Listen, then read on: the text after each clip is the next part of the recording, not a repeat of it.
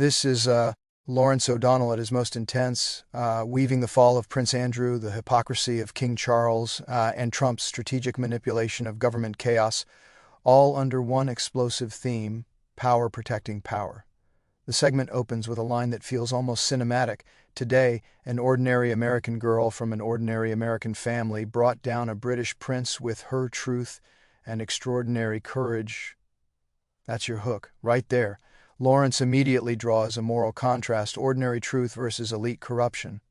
Well, today, an ordinary American girl from an ordinary American family brought down a British prince with her truth and extraordinary courage. That is the first sentence of a statement released by the family of a woman who accused the man who the British until today called Prince Andrew of raping her when she was 17 years old.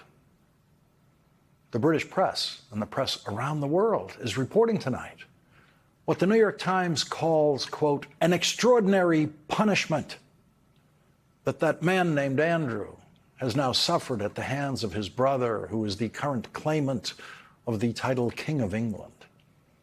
His older brother, a so-called king, had already taken his house away on the palace grounds and banished him to his still royal country house. And today, finally, the absurd title has been removed. Let's pause right here. Removed his title? That's not punishment. That's cosmetic PR cleanup. Lawrence calls it out perfectly. Changing a name isn't justice, it's damage control. If Epstein could have just rebranded instead of rotting in jail, he'd have done it in a heartbeat. This is elite accountability theater. Fake consequences so the monarchy can pretend it's moral, nothing more. The extraordinary punishment the New York Times is referring to is that Andrew will no longer be called a prince, and, quote, will now be known as Andrew Mountbatten Windsor. And while we're on the subject, Windsor is a fake name too. Windsor is an invented name used to mask the German heritage of the people who have been claiming the position of royal family in Britain for the entire 20th and 21st century. In 1917, in the middle of the First World War, with England fighting against Germany, the so-called British royal family decided to mask their German background by plucking from out of nowhere the classically English-sounding name Windsor and suddenly claiming it as their own. The truth is a name change is not punishment. If you offered Jeffrey Epstein the option of being arrested and sent to prison as a child rapist or having to change his name, which do you think he would have chosen? And so now the big punishment for Andrew is that no one in Britain will call him the Duke of York or His Royal Highness, which no sane person anywhere ever should have called him? None of those preposterous descriptors of that human being have ever been allowed on this program. He had his titles removed from him on this program on the first mention of his disgraced name here. Nothing changed today. There was no new evidence for Andrew's older brother to suddenly react today, but the weight of Jeffrey Epstein's legacy forced the King of England to symbolically and only symbolically distance himself from his deeply Epstein-involved little brother. This is Lawrence O'Donnell at his most intense, weaving the fall of Prince Andrew, the hypocrisy of King Charles, and Trump's strategic manipulation of government chaos, all under one explosive theme: power protecting power. The segment opens with a line that feels almost cinematic. Today, an ordinary American girl from an ordinary American family brought down a British prince with her truth and extraordinary courage. That's your hook, right there. Lawrence immediately draws a moral contrast: ordinary truth versus elite corruption. The manipulative so-called king wants it both ways. He wants to suggest that there's a possibility that his little brother did not rape Virginia Giuffre, as she claimed. And so the statement issued by the king's press release writers said, "These censures are deemed necessary, notwithstanding the fact that he continues to deny the allegations against him." And then the king's writers tell this lie about the rest of the family, saying, "Their Majesties wish to make clear that their thoughts and utmost sympathies have been and will remain with the victims and survivors of any and all forms of abuse." Okay, then give them the houses on your country estates. You just gave your accused rapist little brother another country house on your family's estates to live in for free for the rest of his life, and you claim that your utmost sympathies are not with your little brother, the accused rapist, but your utmost sympathies are with, quote, the victims and survivors of any and all forms of abuse. Do you mean any and all forms of abuse visited upon people around the world by the British Crown throughout its ugly history? Or do you just mean the survivors of any and all forms of abuse delivered directly to them by individual members of your family? The New York Times points out today that Charles and his little brother have done quite a job on that whole concept of British support of a monarchy during their public lifetimes. In 2023, a poll of British social attitudes by the National Center for Social Research found that 54% of people surveyed said that it was very or quite important for Britain to have a monarchy, compared with 86% in 1983. That 86% support of a monarchy was in the second year of Charles' first marriage to Diana, which ended miserably and helped drive support of the monarchy down every day, with Andrew then bursting into public view much later to drag it down into the mud from which we can hope it then sinks and disappears. The difference between the Charles who calls himself a king and the Donald who wants to be one is that Donald Trump does not care what comes after him. Charles wants the monarchy to live forever. Donald Trump knows that he cannot live forever. Donald Trump knows that his presidency cannot live forever. So Donald Trump knows that all he has to do is keep the Epstein files secret for the next 3.5 years. And the intensity of Donald Trump's apparent need to keep the Epstein files secret becomes more vivid every day, especially with every new day of the government shutdown. Congressman Robert Garcia is a leader of the Democrats who have joined with some Republicans in the House of Representatives who are trying to have the Epstein files released. And he now sees the government shutdown as being as much or more about the Epstein files as it is about the federal budget. It's criminal. It's outrageous that we have a duly elected member certified. The election has been certified by her own state. There's over 800,000 people in the state of Arizona with no representation in the Congress because Mike Johnson is afraid of the Epstein files and is currently right now playing cover up for Donald Trump and the White House. This idea that we now have a shutdown because they're too scared of the truth. Let's pause right here. Removed his title? That's not punishment. That's cosmetic PR cleanup. Lawrence calls it out perfectly. Changing a name isn't justice, it's damage control. If Epstein could have just rebranded instead of rotting in jail, he'd have done it in a heartbeat. This is elite accountability theater. Fake consequences so the monarchy can pretend it's moral, nothing more. They're too scared of getting justice for the survivors of women and girls that have been trafficked, as we know, in the past by Jeffrey Epstein and other powerful men. And so this shutdown has become, I think, really emblematic of the corruption in the Republican Party. We now have a shutdown because you are too scared of the truth.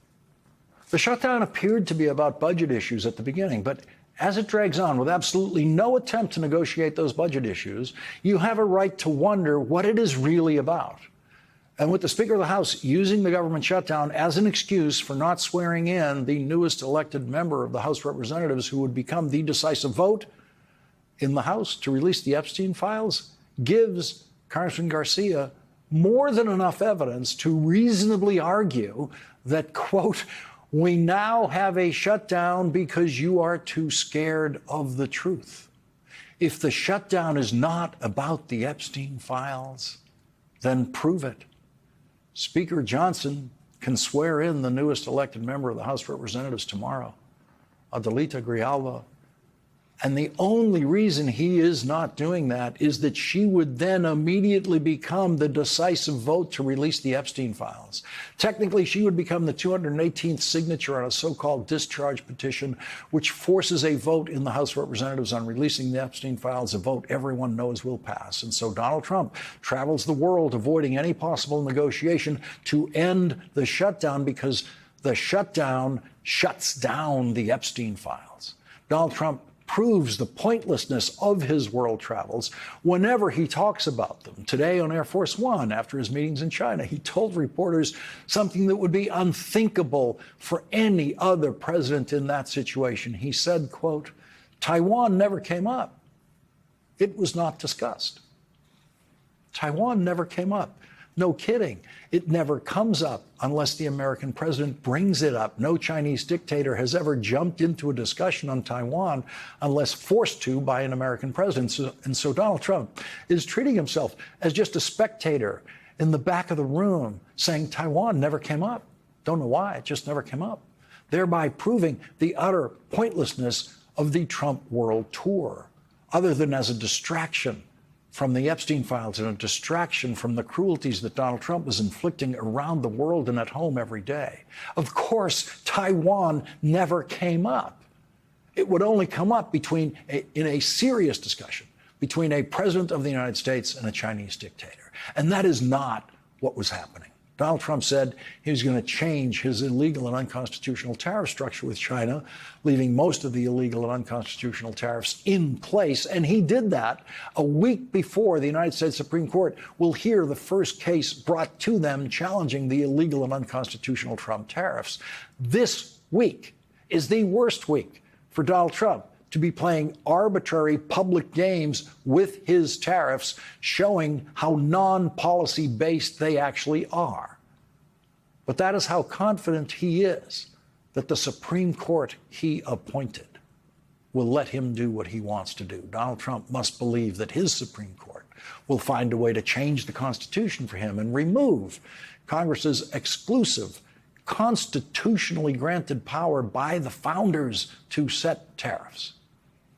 Donald Trump was asked no questions today about Jeffrey Epstein. White House reporters know that asking a question about Jeffrey Epstein means two things. They won't get an answer, and they won't get another question.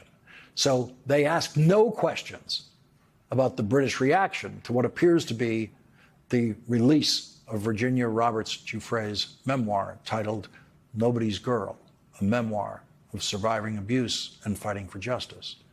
Virginia Giuffre survived Jeffrey Epstein's abuse and Ghislaine Maxwell's physical abuse of her as long as she could, but she ended her own life in April of this year, leaving her co-author to complete her book that has just been released. But Donald Trump flying around the world to avoid the pressure of the Epstein files while the British monarchy fears their own collapse under the pressure of the Epstein files and Virginia Giuffre's memoir. With all of that happening, her family released a statement today saying, quote, "Today, an ordinary American girl from an ordinary American family brought down a British prince with her truth and extraordinary courage. Virginia Roberts Giuffre, our sister, a child when she was sexually assaulted by Andrew, never stopped fighting for accountability for what had happened to her and to countless other survivors like her. Today, she declares victory. We, her family, along with her survivor sisters, continue Virginia's battle and will not rest until the same accountability applies to all of the abusers and abettors connected to Jeffrey Epstein and Ghislaine Maxwell." Today, over 20 survivors of the abuse visited upon them by Jeffrey Epstein and Ghislaine Maxwell urged the House of Representatives to swear in the newest elected member of the House and allow her to become the deciding vote on the Epstein files. Their statement says, "The continued refusal to seat her is an unacceptable breach of democratic norms and a disservice to the American people. Even more concerning to us as survivors, this delay appears to be a deliberate attempt to block her participation in the discharge petition that would force a vote to unseal the Epstein-Maxwell files. The American public has a right to transparency and accountability, and we, as survivors, deserve justice Any attempt to obstruct a vote on this matter by manipulating House procedure or denying elected members their seats is a direct affront to that right and adds insult to our trauma. Speaker Johnson must stop using procedural tactics to protect the powerful and instead uphold the integrity of our democratic institutions. Our trauma is not a pawn in your political games. Every day you stall is another day survivors are denied justice and the American people are denied the truth. Swear in, Representative Grijalva, and let democracy speak. That's the gut punch to end it. Survivors are literally begging Congress to stop protecting the powerful and just allow a vote for transparency. And yet, silence. Lawrence ends where every viewer should be left fuming. The system bends over backward to hide the sins of the rich while survivors beg for scraps of justice.